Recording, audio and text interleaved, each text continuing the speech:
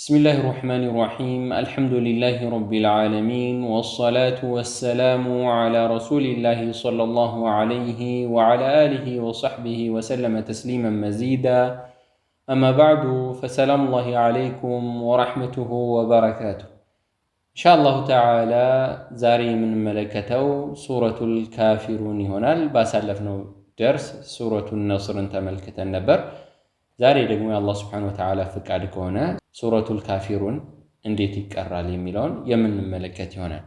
أعوذ بالله من الشيطان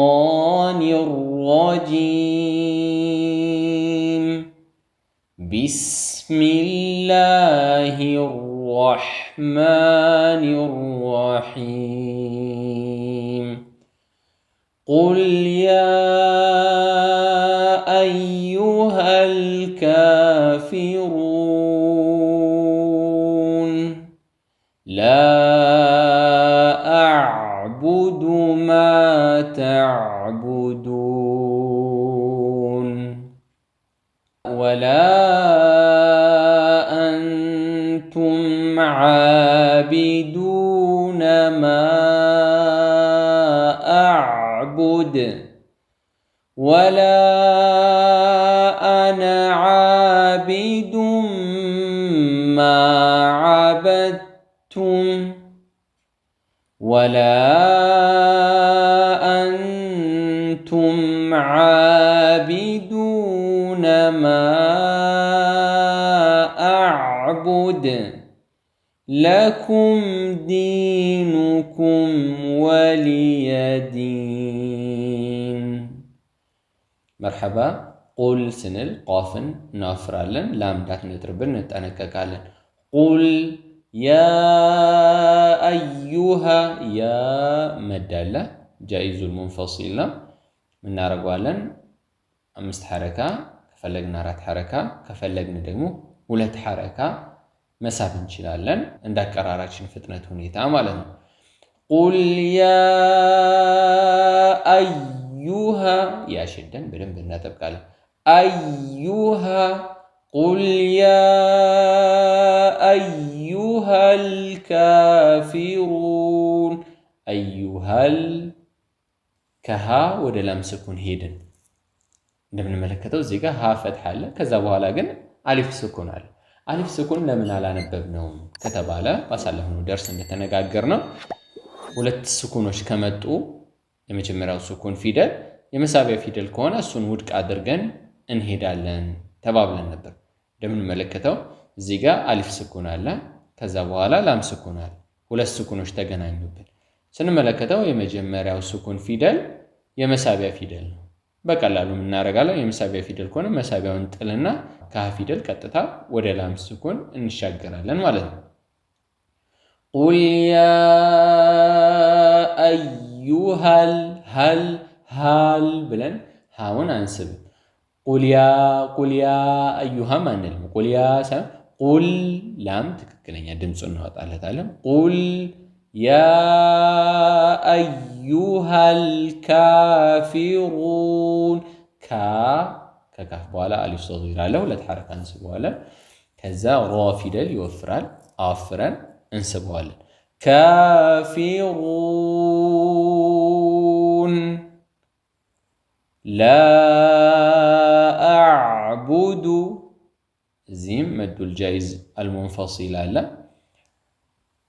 أمست حركة وي أرات حركة وي ولت حركة درجن انسبوال زيكات انكاكي ما درجي اللبن لمثالي ይቻላል ሁለት ሐረካ መሳብ ይቻላል አራት ሐረካ መሳብ ይቻላል አምስት ሐረካ መሳብ ይቻላል ስንል ለምሳሌ ይሄኛውን ሁለት ሐረካ ሳብን እዚህ ጋር አራት ሳብን እዚህ ጋር አምስት ሳብን ይሄኛውን መልሰን አራት ይሄኛውን ሁለት እንደዚህ ድብልቅልቅና ዝብርቅርቅ የሆነ ነገር አንጠቀም ይሄ የተከለከለ ነው ሁሉም ተመሳሳይ ሁክም አጠቃቀማችንን አይተን ነው ለሁሉም ተመሳሳይ ሁክም የምንሰጠው ለምሳሌ እቺን ጃይዝ አልሙንፈሲል ከሆነች ስንት ሐረካ ሰብኳት ሁለት ሐረካ ከሰብኳት ይሄኛውም ሁለት የመሳብ ግዴታ አለብኝ ሙንፈሲል ስለሆነ ይሄኛው ሙንፈሲል ነው ሁለት ሐረካ ይሄኛውንም ሁለት ሐረካ ይሄኛውንም ሁለት ሐረካ ሁሉንም ሁለት ሐረካ ሰባል طيب ይሄኛው አራት ከሳብኩስ ሁሉንም አራት ይሄኛውን አምስት ከሳብኩስ ሁሉንም አምስት እንጂ እዚህ ጋር ቁል ያ አዩሃል ካፊሩን ላ ብዬ ይህንን ማስረዘም አልችልም። ቁል ያ ብዬ ሁለት ሐረካ አድርጌ ከቀረው ይህንንም ሁለት ሐረካ ማድረግ ግድ ይለኛል። ስለሆነ ይህንን ጥንቃቄ ልናደርግ ይገባል። አንዳንዱ ዝብርቅርቅ ስለሚያደርገው ከነዛ የጸዳን መሆን ይኖርብናል ማለት ነው። ላ አዕቡዱ ላ ብለን መዳችንን ከጨረስን በኋላ ሐምዛውን ግልጽ ማውጣት ላ አዕቡዱ አንልም። ላ አዕቡዱ ካልነው አሁን ሐምዛው ሳናወጣ ወደ አይን ስኩን ሄድ ያ ስህተት ነው። ላ ያችሁታ አ የሚለው ድምፅ ላ አዕቡዱ አዕቡዱ ላይ ሐምዛ አለ፣ ከዛ አይን ስኩን አለ። መለየት ይኖርብናል። አዕቡዱ አይደለም። አንዳንዶቹ ሁለቱን አይን አድርገው አዕቡዱ ይሉታል፣ አንዳንዱ አዕቡዱ ይሉታል። ሁለቱንም ሐምዛ አድርገው ማለት ነው። ያ ስህተት ነው። የመጀመሪያው ሐምዛ ነው፣ ሁለተኛው አይን ነው። በጥንቃቄ መውጣቱን እርግጠኛ ሆነን እንቀጥላለን ማለት ነው። ላ አዕቡዱ ማ ተዕቡዱን ላ አዕቡዱ ዱ ብለን እንዳንስብ ጥንቃቄ ያስፈልጋል። እዚህ ጋር ላ አዕቡዱ ማ ተዕቡዱን ማ እንስባለን። ከዛ ተዕቡዱን የሚለው አይንም በደንብ እናወጣለን። ተዕቡዱን ተዕቡዱን አይደለም፣ ብ ሳይሆን ባዶማ ነው። ተዕቡ ተዕቡዱን ወላ አንቱም ወላ አሁንም መዷን እንስባለን። አንቱም ኑኗን ደብቀን እናነባታለን። ምክንያቱም ከጀርባ የመጣው የማን ፊደል ስለሆነ ታ ፊደል ነው። ታ ፊደል የኢኽፋእ ፊደል ነው። ኑን ተደብቃ እንድትነበብ ከሚያደርጉት አንዱ ነው። ወላ አንቱም ዓቢዱነ አይኑን ማውጣት ይኖርብናል። ዓቢዱነ ዳል ትሳባለች። ዓቢዱነ ማ አዕቡድ ሚሟን በደንብ አጥግበን ከሳብን በኋላ ከዛ አዕቡድ የሚለው ሐምዛና አይንም በደንብ ለይተን እናወጣለን። ከዛ መጨረሻ ዳል ናት፣ እያቆምን ስለሆነ እናነጥራታለን። ወላ አንቱም ዓቢዱነ ማ አዕቡድ ወላ አነ ዓቢዱን ማ ዓበድቱም ወላ አነ አና አንለውም። ምክንያቱም አሊፏ ላይ ዜሮ ምልክት አለ። ስለሆነ ምንድነው የምንለው? ወላ አነ ነ ልክ አሊፉ እንደሌለ ማለት ነው። መርሐባ። እቺ አሊፍ ግን ስንቀጥል ብቻ ነው እማናንባት። ወላ አነ ዓቢዱን አያይዘን ከቀረ። ነገር ግን እዚህ ጋር ማቆም ከሆነስ ለምሳሌ ወላ ብዬ ከዛ እዚህኛው ቃል ማቆም ከሆነ ወላ አና ና ብለን ሁለት ሐረካ ስበን ነው የምናቆም። ወላ አን ብለን በስኩን አናቆምም፣ ወይንም ደግሞ ወላ አነ ብለን ደግሞ በፈትሐ እናቆምም ማለት ነው። ምናደርገዋለን? ስበን ነው የምናቆመው። ወላ አና ሁለት ሐረካ እንስበዋለን። ጠይብ እቺን ክቧን አይታችኋታል አይደለ? ክቧ ምን አይነት ክብ ነች? ወደ ላይ ቁመቷ ረዘም ያለ ቀጥ ያለች ክብ ነች። እቺ ክብ ስትሆን ነው ምን የምናደርገው? አያይዘን ስንቀራ ውድቅ እናደርገዋለን፣ ስናቆም እናነበዋለን። ጠይብ ግልጽ ነው አይደለ? ሌላ አይነት ምን አለች? የክብ አይነት አለች። ምን አይነት ክብ ነች ያቺ? እናያታለን። በሌላ ቦታ ላይ የተጣመመች ክብ ናት። ክቧ ወደ ቀኝ ዘንበል ያለች ክብ ነች። ያቺ ክብ ከሆነች ስናቆምም ስንቀጥልም አትነበብም ማለት ነው። እችኛዋ ግን የምናቆም ከሆነ እናነባታለን ማለት ነው። ወላ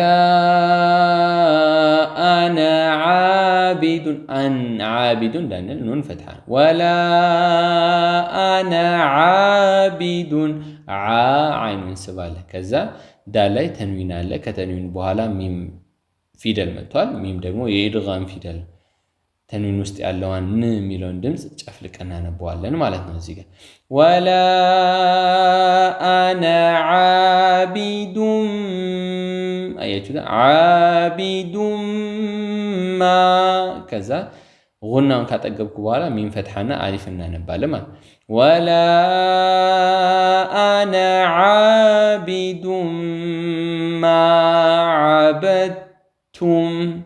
ዓበድቱም ስንል እዚህ ጋር ዳሏን ጨፍልቀናታል። ታ ውስጥ ተጨፍልቃ ተነባለች። ኢንሻአላህ ሌላ ጊዜ በሰፊው ሰፋ አድርገን የምናያት ይሆናል። አሁን ለጊዜው የምናደርጋለን መሰላችሁ የተለያዩ የኢድጋም አይነቶች አሉ።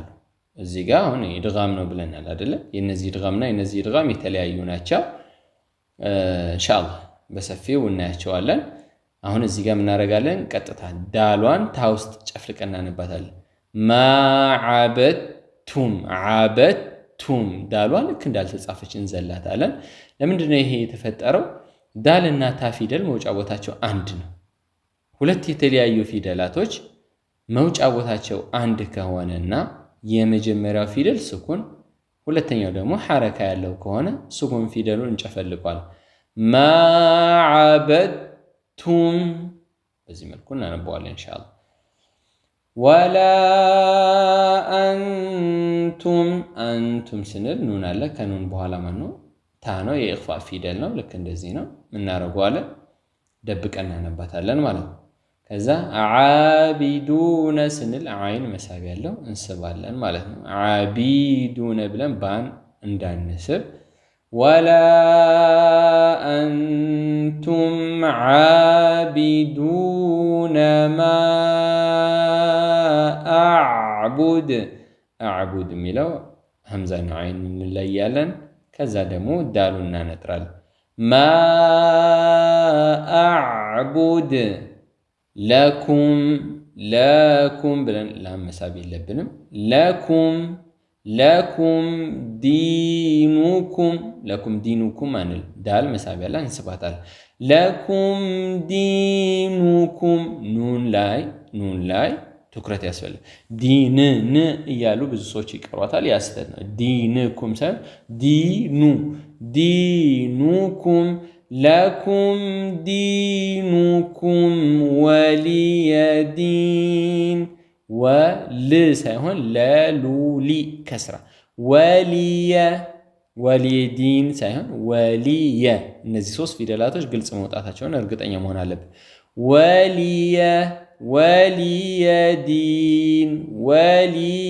ወሊየዲን ኢንሻአላህ ሱረቱል ካፊሩን በዚህ መልኩ እንቀራዋለን ማለት ነው። ለዛሬ እዚህ ይበቃናል። በቀጣይ ክፍል ደግሞ ቀጣዩን ሱራ የምንመለከት ይሆናል። አብራችሁ የነበርኩት ወንድማችሁ አቡ አቲካ ነኝ። በቀጣይ ቪዲዮ ተመልሰን እስክንገናኝ ድረስ አሰላሙ አለይኩም ወራህመቱላሂ ወበረካቱ።